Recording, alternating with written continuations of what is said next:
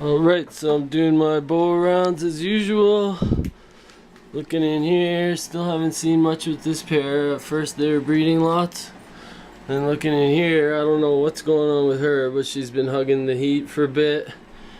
Male's over here, Poseidon. But now this top one, see the male riding her around, but look at this huge swelling right here. Huge, like a football size, that's for sure. 100% ovulation. I'm gonna bet she goes into a shed right away. It's really hard to catch on camera, but I'll try to open it and get a better view. Alright, so I got the cage open. They're both on to me, so I want to be careful. I had my brother in here just in case. You don't want to handle a big 6-foot female by yourself, so in case something did happen. But just look at that. Would you just look at it?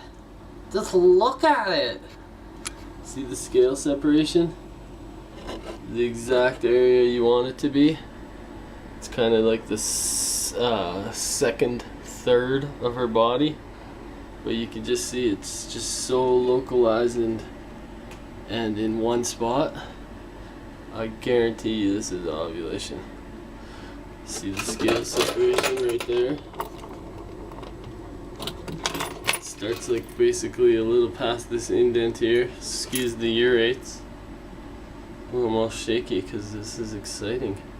Excuse the urates, but I didn't want to disturb them after they started breeding. This female hasn't had anything to eat for 28 days. I'm planning to separate everyone again, as I do every 3 or 4 weeks. Give everybody a tiny meal. Well, the female's a smaller meal than usual, about half the size, in case they are gravid and I missed it. But you also don't want to stunt them and not feed them at all. And you also don't want them to get too big of a meal and it starts screwing up what's going on in there. So some people feed all the way like through, some people feed like normal all the way through, some people feed half, some people just stop when it's a couple weeks away from the date of birth, if you have the privilege of knowing that. But I just wanted to show you guys. Let's see if I can get a nice over the top view. I know it's really hard to catch ever on cameras or film, but being here and seeing in person, I guarantee you, like, this is, she might be doing it right now, because you can see the spot clenched here with some bumps right around it. It's very localized. Tight ovulation. Alright, sons, so wish me luck.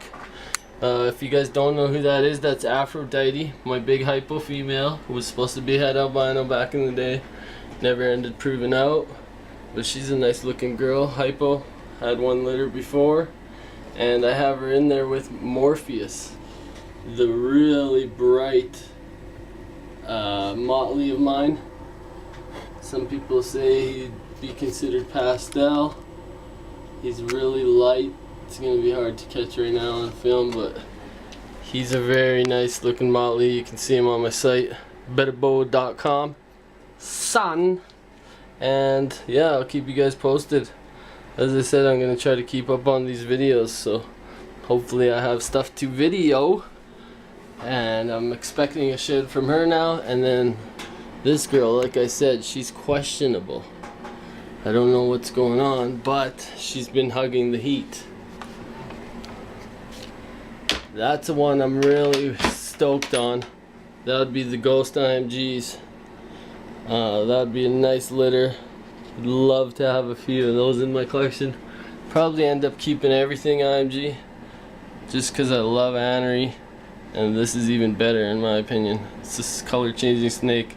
Gets blacker and blacker each shed. How can you beat that? What's gonna happen with albino? Does it get whiter and whiter with each shed? T positive, pinker and pinker, purpler and purpler with the moon glow? Who knows? But I want to find out. And then, lastly, the anery to the hypo jungle 100% head anery, possible head albino from Marshall Signature Snakes. As I said before, he was going hard, was giving her. That was about 2 months ago, and I haven't seen nothing since. Really, she hasn't been on the heat, which is over here. She's always on the other side. Male's real lazy too. Never breeding her anymore. I separated them, fed them a couple times already, and the second and third reintroduction, maybe like a night of like courting, no copulation, and then back to lazy.